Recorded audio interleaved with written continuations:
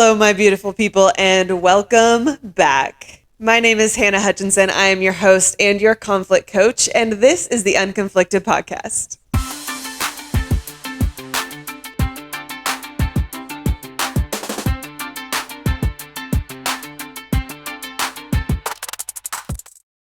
Well, you guys, we are back for week 3 of the Unconflicted podcast, and I got nothing.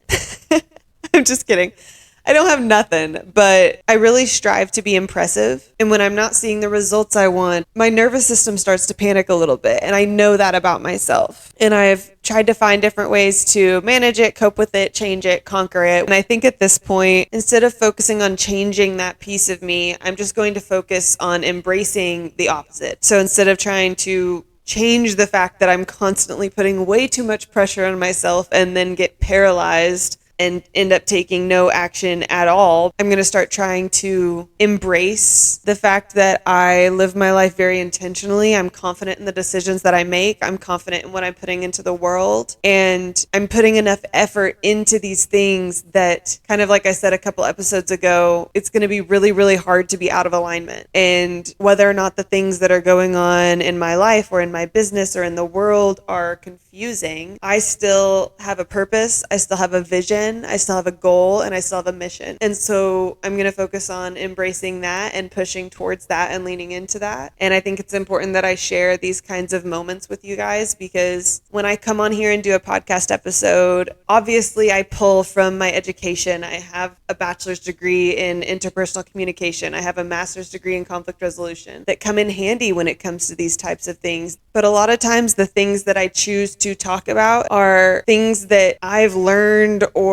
questioned or pieced together super recently. And while obviously I prefer to be an expert in the things that I'm helping with, and I am, it's important to me that you guys know that a lot of the things that I preach are things that I'm learning in real time. Because when things impact my life in a positive or negative way, and I'm able to find a way through those things and learn from them and feel like there's meaning and value there, then I want to share that. In fact, I feel obligated to share that. I've dedicated my life to sharing that. If me sharing the things that I go through only helps one person, I'm good with that. I want to use this platform that I have for good, because you guys see the final version of the things I put out. You guys see the end product of all of the work that I do, but I'm really good at convincing myself that the things I'm doing aren't good enough. And I know that I'm not alone in that. And I know that so many of you guys do the same thing. So just know I see you, I love you, we can bond over it, but also let's try to fix it together. My therapist actually asked me the other day, what do I think holds me back the most? And without hesitation, the answer was that I put too much pressure on myself. And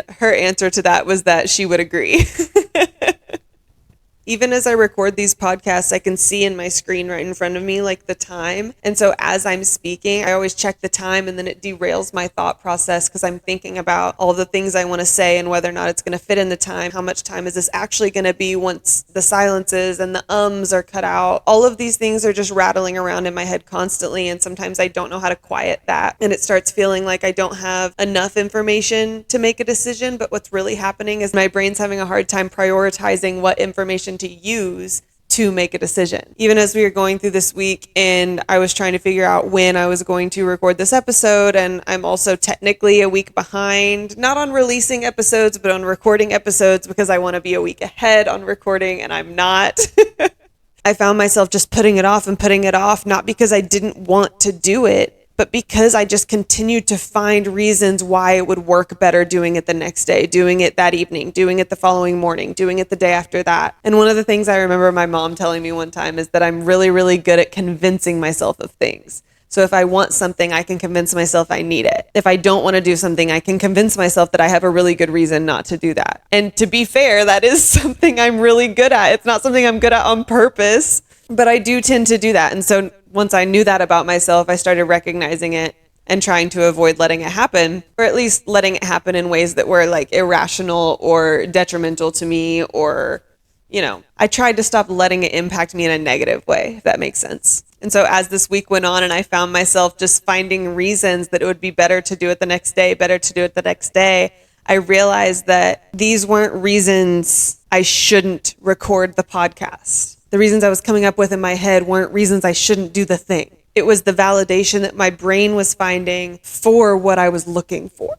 And what I mean by that is there's this concept called confirmation bias, and I've talked about it before. You may have heard about it before. I think it's used sometimes in pop culture to reference different things, but confirmation bias is the phenomenon that if you believe something to be true wholeheartedly, then your brain will find evidence that that is true. And this can be applied, obviously, to so many different contexts. But in the context of fear and anxiety and procrastination and perfectionism and imposter syndrome, and all of these things that play into the pressure we put on ourselves to be perfect or to meet a certain standard or to exceed a certain standard. The way that confirmation bias plays into all those things is that when we have an overwhelming emotion, an overwhelming negative emotion like fear or anxiety or uncertainty or confusion, or even like a sense of insecurity, what that does to our brain, even if it doesn't switch us into fight or flight mode or trigger some sort of trauma, it'll still tell your brain to prioritize that thing, and usually to avoid it. So when we're faced with something that we have some reason that we don't want to do it or don't want to do it yet or aren't sure about it or whatever that negative feeling associated with that thing is, our brain is going to clock that and prioritize it, meaning it's going to look for anything in our life, in our experiences, in our belief systems that validates it. When I decided that I was unprepared for my next podcast episode, my brain immediately started finding reasons why it made sense to avoid it. And that is the exact same thing that we do in most areas of our life, including our relationships and the hard conversations that we're supposed to be having that we're avoiding. If you know a conversation needs to be had, if you know that text or email needs to be sent, if you know that boundary needs to be set, if you know that decision needs to be made, and you're nervous about it, you're anxious about it, you're procrastinating it, you're avoiding it, don't be afraid to check yourself and hold yourself accountable. What are the reasons you're actually using to justify putting this off, avoiding it, procrastinating it? What have you decided is priority above it that really maybe shouldn't be? I've said this before, but putting pressure on a relationship or a conversation because there's a lot going on and it's complex, it's so unpredictable and you don't know what's going to happen next, and it is a fragile relationship, it's really, really, really easy to avoid the hard conversations because it feels like fewer people will get hurt, fewer people will be uncomfortable, fewer feelings and emotions will be involved. The emotional side of our brain, the side that is looking for validation to avoid the conversation, to avoid the thing that's bothering you. That part of our brain makes it feel like it's less likely to be a problem if we pretend it doesn't exist. It feels like it's more likely to go away if we pretend it doesn't exist. It feels like maybe we're overreacting. It feels like maybe it's not as bad as we think. But I'm going to be so real with you guys. The only way to get through it is to get through it. If you need to leave, the only way to get to the other side and live the life that is on the other side of what you're experiencing is to leave, safely, of course. If you need to set that boundary and have that hard conversation, the only way to get to the other side of that and have a healthy relationship that respects those boundaries and has open communication is to set the boundary and have open communication. And honestly, this is true even if it's not fragile, but it's especially true if it is. This is the way. Doing the thing is the way to be better at doing the thing or to have the relationship that allows the thing, right? Like I said, it's been a very, very long week. And if you know me, you know I could ramble on for hours. And I don't want to do that. I want this to be valuable. And I just want to make sure you guys know you're not alone in the things that you're going through and the things that you're struggling with. Even those of us who are out here speaking on it as experts, I promise we don't have it all figured out. We're 1, 2, just a few steps ahead of you. And anyone can choose to share the things that they've learned and the things that have changed their perspective, the things that have made them a better person. Anyone can choose to sit down in front of a microphone, in front of a camera, and share those things. Yes, I have the education. Yes, I have the life experience. But really what I want to do here is be a free and accessible resource for you guys to know that you're not alone and there is a way to live a better life, a healthier life, the life that you imagine when someone says, what do you want your life to look like? But that that life might come at the cost of things that you currently care about. And that is just how life works sometimes. Life is going to be full of losses and wins. People are going to come and people are going to go. You're going to love people. You're going to tolerate people. You're going to really, really, really dislike people.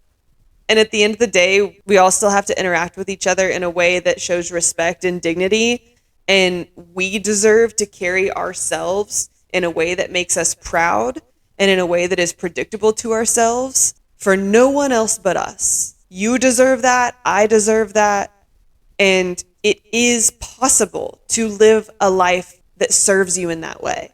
And the more you continue to put pressure on yourself and guilt yourself and shame yourself for not being in the place you think you should be, for not handling things the way you should, for not knowing what you think you should know, for not acting the way you know you should have acted, the more you spend your energy and your mental space on shame and guilt and pressure, the less mental space you're going to have to actually be better, to actually learn how to take that information and shift it into something useful for you to grow and change and evolve. And obviously, there are times where putting pressure on ourselves can be a good thing. Anyone's ever competed in any capacity, you know pressure can be a good thing. But just like any good thing, it's good in moderation.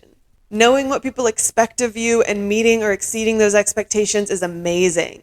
Communicating your expectations, 10 out of 10 recommend. 100% of the time, you should always do that.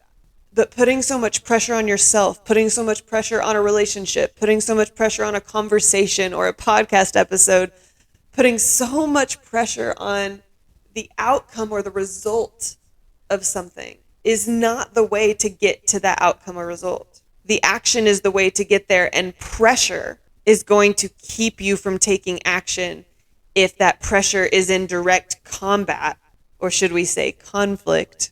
Sorry.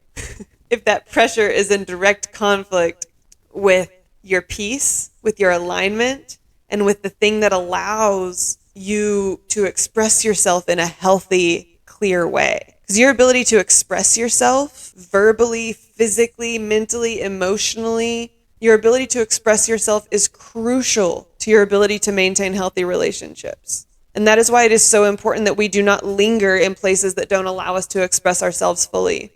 But that's kind of a topic for a whole nother episode, huh? For this week, I'm just going to leave you with that little pep talk. Hopefully this spoke to some of you guys. It's been what's on my heart this week, and I told myself I was just going to sit down and give you guys what I've got, and that's what I've got. So I love you beautiful people so much. As always, I am Hannah. I am your host and your conflict coach, and this was the Unconflicted podcast, and I will see you next week. Bye.